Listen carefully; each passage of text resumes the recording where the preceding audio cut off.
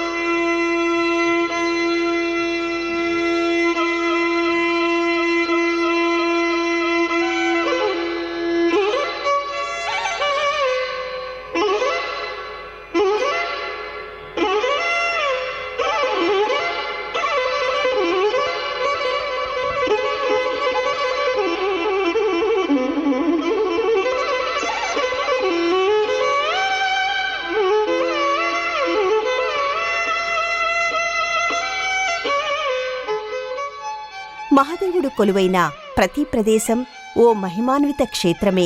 ఆ గంగాధరుడు ఆవిర్భవించిన ప్రతి ప్రదేశం ఓ దివ్యతీర్థమే. అలాంటి ఉమాశంకరుడిని కొన్ని ప్రదేశాల్లో దేవతలు, మహర్షులు ప్రతిష్ఠించగా, మరికొన్ని ప్రదేశాల్లో తానుగా స్వయంభూగా ఆవిర్భవించాడు. అలాంటి స్వయంభూ క్షేత్రాలలో ఒకటిగా దేవ్ బలోడా కనిపిస్తుంది. సదాశివుడిని ఆరాధించే ప్రతి ఒక్కరిని సమ్మోహితులను చేస్తుంది. ఇది ఒకే శిల్పి రూపొందించిన అందమైన ఆలయమే కాదు, అసంపూర్ణ ఆలయం కూడా.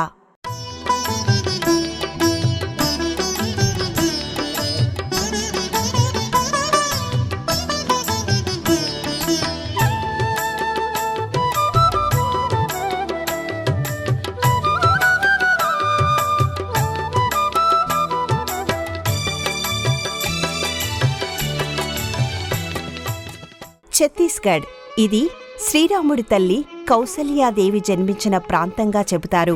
అందువల్ల పూర్వం ఇది దక్షిణ కోసలుగా పిలువబడింది.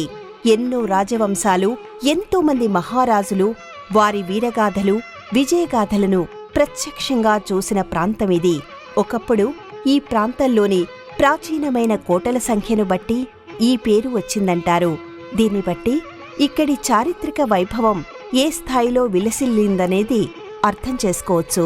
వేదకాలంలో పుళిందా పేరుతో పిలువబడిన ఈ ప్రాంతం రామాయణ, మహాభారత కాలాల్లోనూ తన ఉనికిని చాటుకోవడం కనిపిస్తుంది.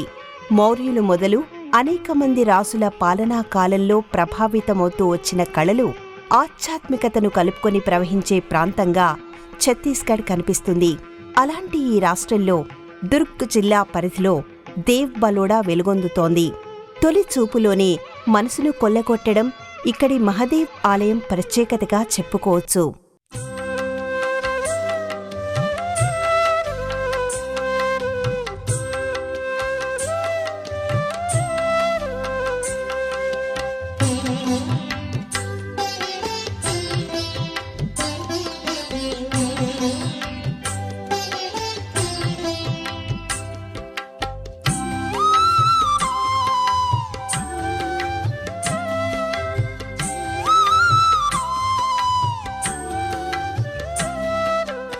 ఛత్తీస్గఢ్ రాజధాని రాయ్పూర్ నుంచి జిల్లా కేంద్రమైన దుర్గ్కి వెళ్లే రహదారి సమీపంలో ఈ ఆలయం వెలుగొందుతోంది. ఈ ఆలయం చుట్టూ పురాణ సంబంధమైన కథనాలు, చారిత్రక సంబంధమైన విశేషాలతో పాటు జానపద కథలు కనిపిస్తాయి. జానపదుల వైపు నుంచి ఈ ఆలయాన్ని చేమాసి మందిర్ అని పిలుస్తూ ఉంటారు. అంటే ఈ ఆలయం కేవలం 6 నెలల్లో నిర్మించబడిందనేది వారి మాట.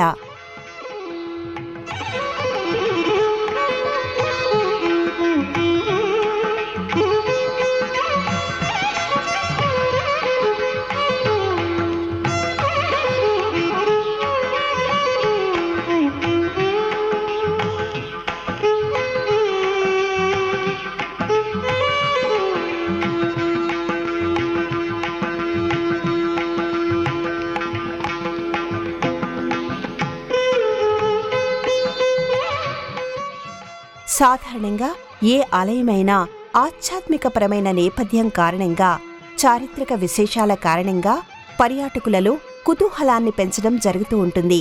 అయితే అందుకు భిన్నంగా ఇక్కడ వినిపించే జానపద కథల వల్ల ఈ ఆలయం ప్రాచుర్యాన్ని పొందడం విశేషంగా చెప్పుకోవచ్చు. ఇక్కడ వినిపించే జానపద కథ చాలా ప్రసిద్ధమైనది కావడమే అందుకొక కారణంగా చెప్పుకోవచ్చు. ఒకప్పుడు ఇది దట్టమైన అటవీ ప్రాంతం. ఇప్పటికీ ఆ ఛాయలు మనకి కనిపిస్తూనే ఉంటాయి. అడవిని పరిసరాలుగా కలిగిన ప్రదేశమే ఇది. ఇక్కడ ఉద్యానవనంగా తీర్చిదిద్దిన ప్రదేశంలోనే మహాదేవుడి మందిరం మనసు దోచేలా కనిపిస్తూ ఉంటుంది. ఎర్ర ఇసుకరాయితో చేసిన ఈ నిర్మాణం ఓ మాదిరిదే అయినా అన్ని కోణాల వైపు నుంచి ఆశ్చర్యపరుస్తూ ఉంటుంది. ఎర్ర కలువలా కనిపించే ఈ మందిరం మనసును అనుభూతుల సరస్సుగా మార్చేస్తూ ఉంటుంది.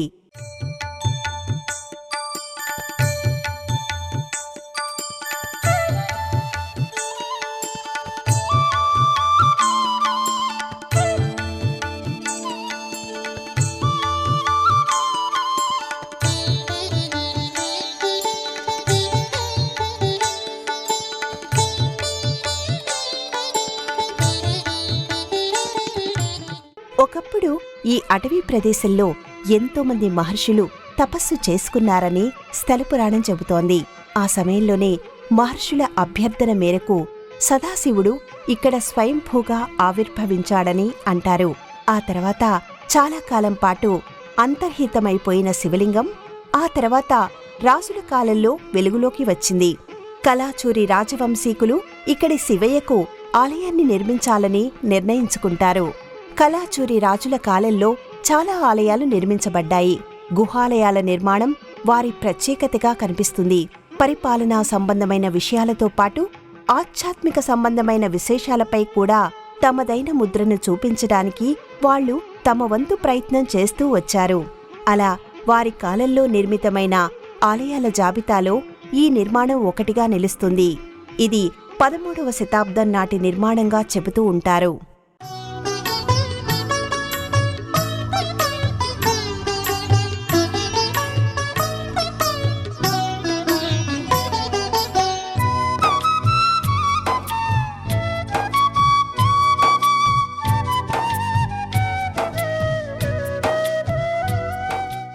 కలాచూరి రాజులు కళలను ప్రోత్సహించారు.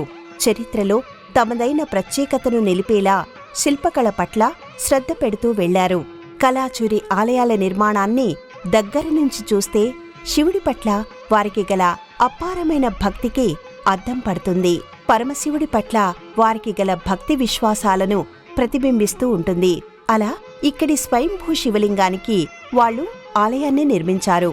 వైశాల్యపరంగా చూసుకుంటే ఈ ఆలయం చిన్నదే అయినా అపురూపమైన శిల్పకళను ధరించిన అపూర్వమైన మందిరంగా దర్శనమిస్తుంది. కేవలం ముఖమండపం, గర్భాలయం మాత్రమే కలిగిన మందిరం ఇది. ఈ మందిరం చుట్టూ గోడలపై అనేక శిల్పచిత్రాలను ఆవిష్కరించారు.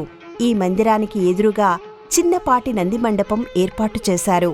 ఆలయానికి అత్యంత సమీపంలోనే కోనేరు కనిపిస్తూ ఉంటుంది. పొడవైన మెట్లను కలిగిన ఈ కోనేరు అత్యంత ఆకర్షణీయంగా కనిపిస్తుంది.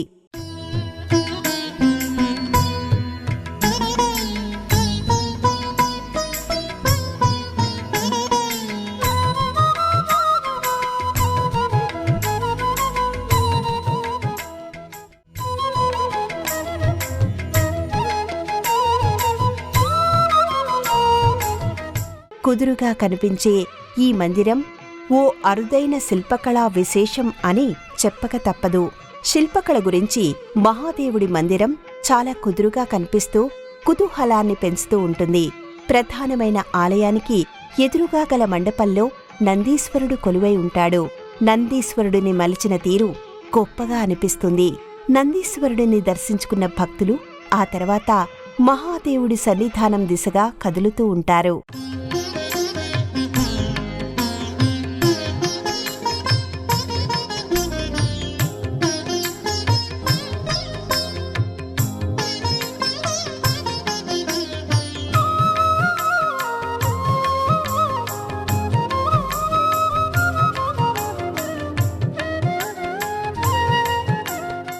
ఈ ఆలయ నిర్మాణంలో పెద్ద శిల్పాలు ఎక్కడా కనిపించవు.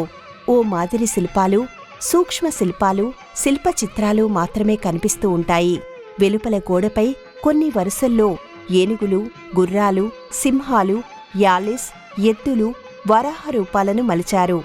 అలాగే కత్తి, ఢాలు ధరించి విరుచుకుపడుతున్న వీరులతో కూడిన యుద్ధ సంబంధమైన దృశ్యాలను ఆవిష్కరించారు.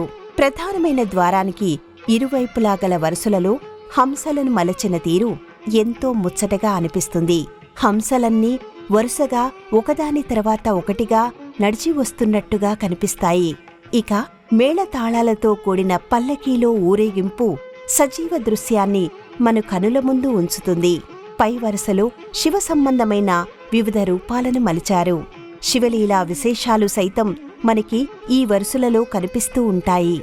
ముఖమండప స్తంభాలపై ఆవిష్కరించిన అందమైన నక్షీలు, శివ సంబంధమైన శిల్పాలు మనోహరంగా అనిపిస్తాయి.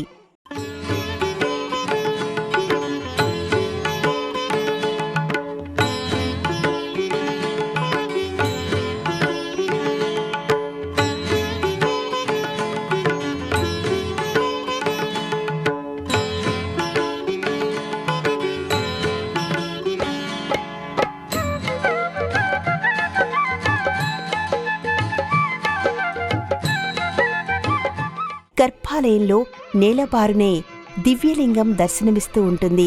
పానవట్టం పైకి కనిపించని స్వయంభూ శివలింగం ఇది. వేల ఏళ్లుగా ఈ శివలింగం ఇక్కడ ఉందని చెబుతూ ఉంటారు. మహర్షులు ఈ శివలింగాన్ని పూజించారని, ఎంతోమంది సిద్ధులు ఇక్కడి శివయ్యను సేవించారని చెబుతారు. గర్భాలయంలో శివలింగానికి ఎదురుగా గల గోడకి చిన్నపాటి మందిరం కనిపిస్తుంది. ఈ మందిరంలో పార్వతీదేవి స్థానికమూర్తి కొలువై ఉంటుంది.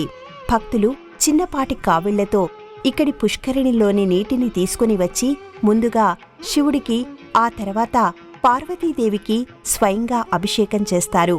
మహాదేవుడి ఆరాధన వల్ల సమస్త పాపాలు, దోషాలు తొలగిపోతాయని బలంగా విశ్వసిస్తూ ఉంటారు.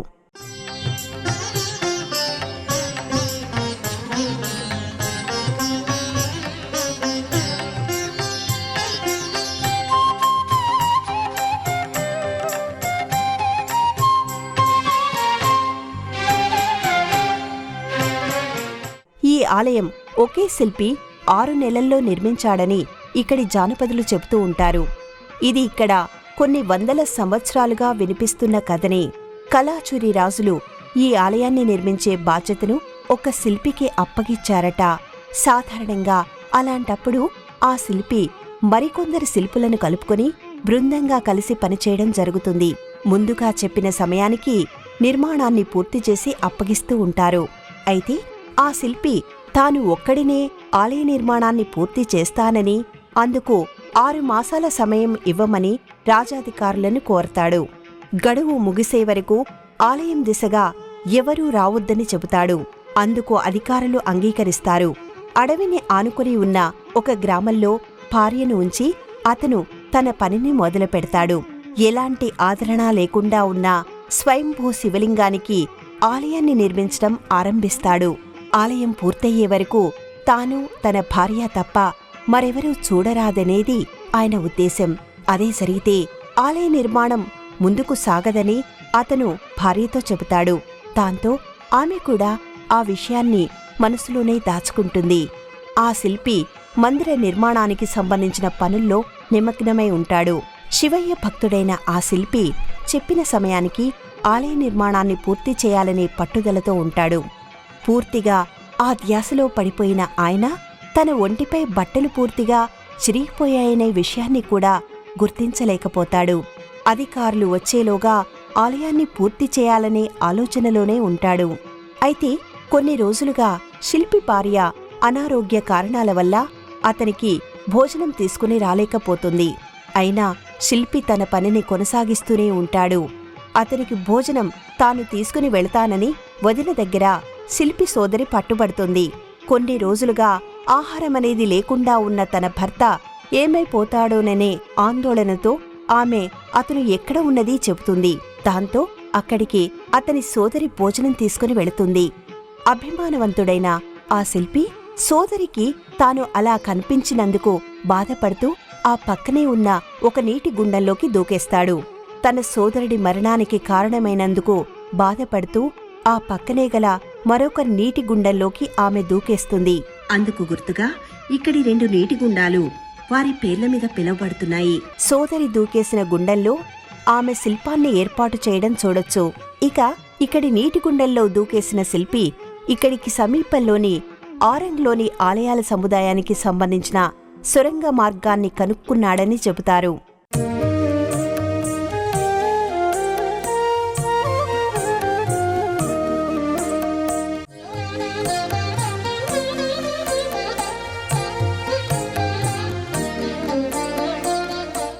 ప్రధానమైన ఆలయ గోడలపై శివుడు, దుర్గాదేవి, మహిషాసుర మర్దిని, వినాయకుడు, నరసింహస్వామి, లక్ష్మీదేవి, హనుమంతుడు, రాధాకృష్ణులు వంటి దేవతామూర్తులతో పాటు సంగీత, నృత్య సంబంధమైన శిల్పాలు కనిపిస్తూ ఉంటాయి.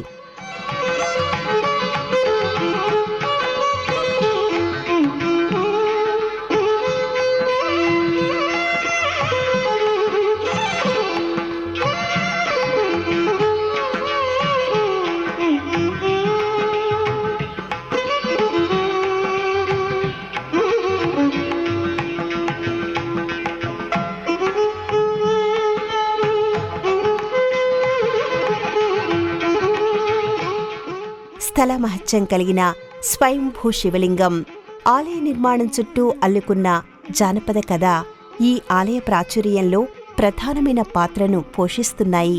దేవ్ బలోడాలోని ఈ ఆలయాన్ని సాధారణ రోజుల్లో దర్శించే భక్తుల సంఖ్య తక్కువేనని చెప్పాలి. మహాశివరాత్రి సందర్భంగా ఈ ఆలయాన్ని దర్శించే భక్తుల సంఖ్య ఎక్కువగానే ఉంటుంది. ఆ సమయంలో 2 రోజుల పాటు నిర్వహించే ఉత్సవాల్లో చుట్టుపక్కల ప్రాంతాలకు చెందిన వారంతా పాల్గొంటూ ఉంటారు. మహాదేవుడికి ప్రీతికరమైనవిగా చెప్పుకునే పళ్ళు, పూలు సమర్పిస్తూ ఉంటారు.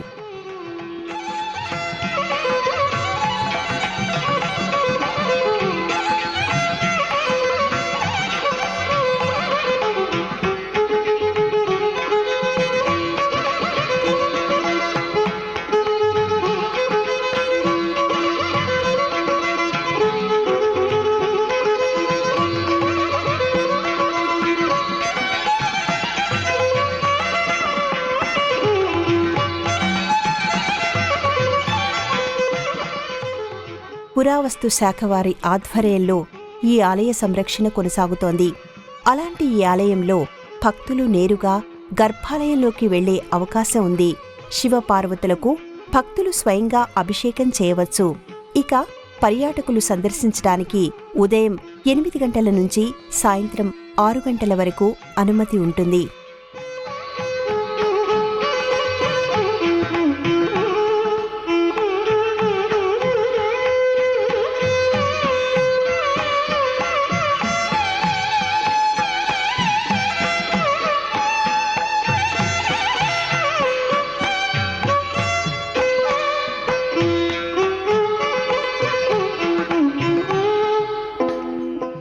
అడవి మధ్యలో నిర్మితమైన అందమైన ఆలయం 6 నెలలలో ఒకే శిల్పి చెక్కిన అద్భుతమైన శిల్పకళా నిలయం, పురాణ సంబంధమైన స్వయంభూ శివలింగం, పుణ్య ఫలాలను అందించే పుష్కరిణి, అడుగుపెట్టిన ప్రతి ఒక్కరిలో ఆసక్తిని రేకెత్తించే జానపద కథ.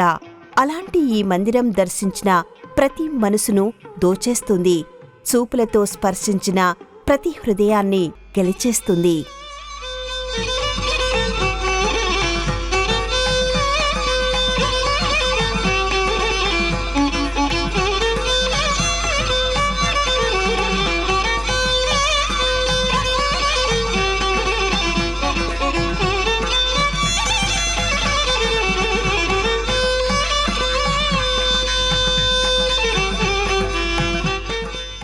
ఛత్తీస్గఢ్ రాజధానిగా రాయ్పూర్ ఉంది. దేశంలోని అన్ని ప్రధానమైన నగరాల నుంచి రాయ్పూర్కి రోడ్డు, రైలు, వాయు మార్గాలు ఉన్నాయి. రాయ్పూర్కి 20 కిలోమీటర్ల దూరంలోని దేవ్ బలోడా చేరుకోవడానికి స్థానిక వాహనాలు అందుబాటులో ఉన్నాయి.